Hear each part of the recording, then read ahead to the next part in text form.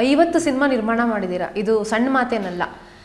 ಇಷ್ಟೆಲ್ಲ ಸಿನಿಮಾ ನಿರ್ಮಾಣ ಮಾಡಿದ ಅನುಭವ ಇದ್ರೂ ಕೂಡ ಇವತ್ತಿನ ಸಮಾಜದಲ್ಲಿ ನೀವು ಇವಾಗ ಒಂದು ಸಿನಿಮಾ ಪ್ರೊಡ್ಯೂಸ್ ಮಾಡಿ ರಿಲೀಸ್ ಹಂತಕ್ಕೆ ತಂದಿರೋದು ದೊಡ್ಡ ಸಕ್ಸಸ್ ಅಂತ ಹೇಳ್ಬೋದು ಸರ್. ಇವತ್ತಿನ ಸವಾಲು ನೋಡಿದ್ರೆ ನಿಮಗೆ ಏನು ಅನಿಸುತ್ತೆ?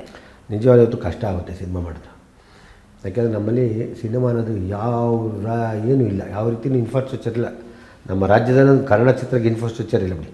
ನಮ್ಮ ಪರಿಸ್ಥಿತಿ ಯಾವುದೋ ಗೊತ್ತಾಗುತ್ತೆ. ಆದರೂ ನಾವು ಸಿನಿಮಾ ಮಾಡ್ತಾಯಿದ್ರೆ ನಮ್ಮ ಭಾಷೆ, ನಮ್ಮ ಕಾರ್ಮಿಕರುಗಳಿಗೆ ಅಂತ ಎಲ್ಲ ಪ್ರೋತ್ಸಾಹ ಕೊಟ್ಟರೆ ನಮ್ಮ ಕರ್ನಾಟಕ ಕನ್ನಡ ಚಿತ್ರರಂಗ ಅದ್ಭುತವಾಗಿ ತವರು ಬಾಳ್ದಾಗ ಕಾಣ್ತದೆ. ಇದು ತವರು ಬಾಡೋಗ್ಬಿಟ್ಟವ್ರು ಆಲ್ರೆಡಿ, ಎಲ್ಲ ಬಾಡೋಗ್ಬಿಟ್ಟವ್ರು ಅಂತ ಹೇಳಕ್ಕೆ ಇಷ್ಟಪಡ್ತೀನಿ.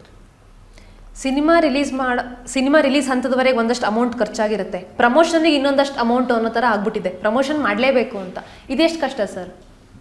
ಪ್ರಮೋಷನ್ ಮಾಡಬೇಕು ಅಂತ ಮೊದಲೇನೋ ಒಂದು ರೀಸನ್ ಇತ್ತು.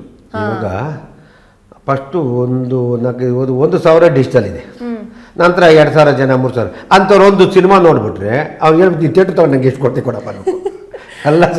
ಆಮೇಲೆ ಎಲ್ಲ ಡಿಜಿಟಲ್ ಎಲ್ಲ ಕೆಲವರು ಒಳ್ಳೆಯವರು ಇದ್ದಾರೆ ಪಾಪ, ಕೆಲವರು ಅದಕ್ಕಿಂತ ಜೀವಮಾನ. ಒಬ್ಬ ನಿರ್ಮಾಪಕ ಎಷ್ಟು ಸಫರ್ ಪಡ್ತಾನೆ ಅದಕ್ಕೆ ಇವತ್ತು ನಿಮಗೆ ಗೊತ್ತಿದೆ.